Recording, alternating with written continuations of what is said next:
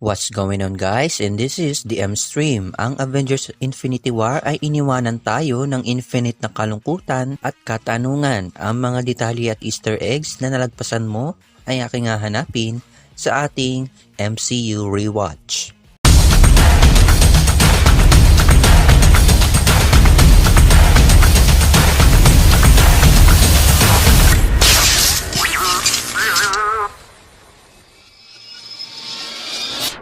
Before we begin, you can comment down below to join in my custom shoutout.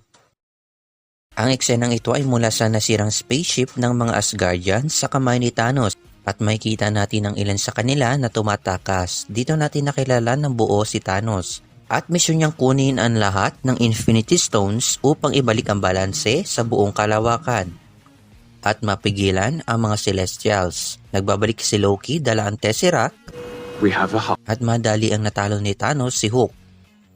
At dito natin nasaksihan ang pagkamatay ni Loki na nakita rin natin sa Loki series episode 1. Ang pelikulang ito ay halos umiikot sa iba't ibang sakripisyo o pagtanggap natin sa mga nawalang mahal natin sa buhay. Ipinadala ni Heimdall si Hulk papunta sa Sanctum Sanctorium gamit ang Bifrost. At dito niya sinabing, Thanos is coming. He's coming.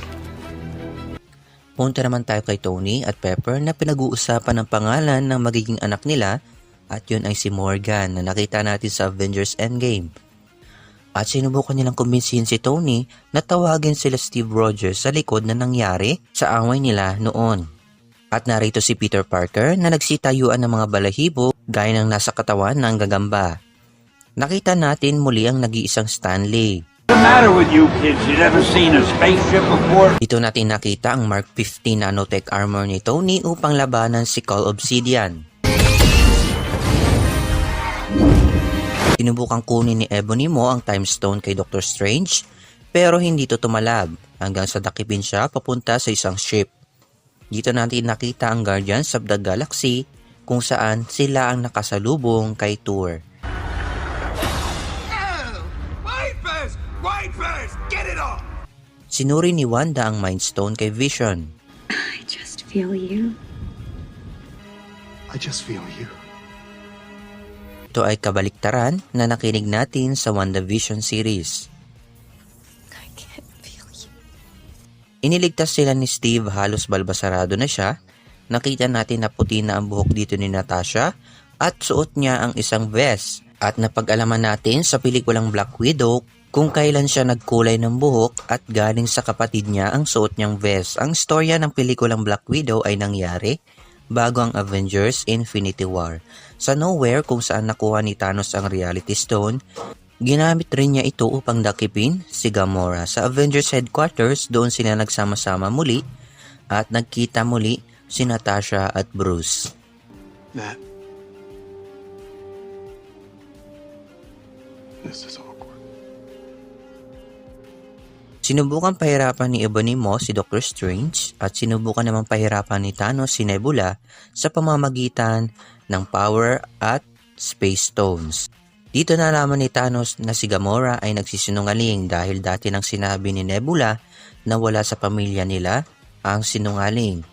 Pumunta sila Groot, Rocket at Thor sa Nidavellir. Doon nila natagpuan si E3 na siya ring tumulong upang gawin ang Stormbreaker.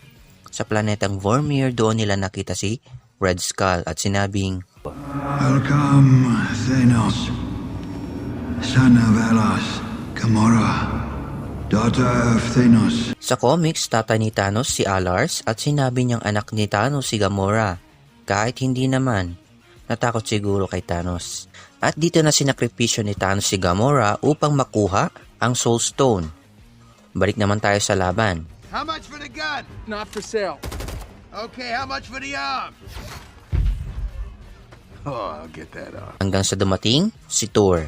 Sa planetang Titan, ginamit ni Thanos ang Reality Stone upang makita natin ang dating itsura ng lugar.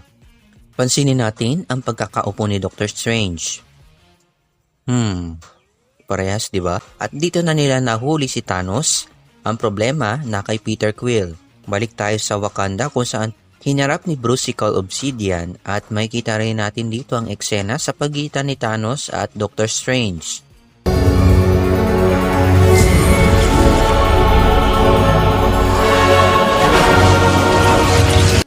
At dito na nasaksak si Tony. Ang pagkamatay ni Tony ang naging sanhi upang ibigay ni Doctor Strange ang Time Stone. Sa Wakanda, dito hinarap ng ilan si Thanos pero hindi sila nagtatagumpay hanggang sa dumating si Thor upang tapusin siya. Pero sinabi ito ni Thanos, You should have gone for the head. at dito niya ginawa ang pagpitik. Ang pagpitik na nakapagpigil sa pagsabog ng iba't ibang planeta dahil sa natutulog na celestial. At nagsimula na ang paglaho ng iba nilang kasama. At sa lugar na pinagpahingahan ni Thanos ay kinuha sa itaas ng Philippines Banawi Rice Terraces. Marami pang kasunod, patuloy ang suporta sa aking channel. Don't forget to leave a like, hit that subscribe button, and open your notification bell. Comment down below if you want to join in my custom shoutout. I'll see you streamers.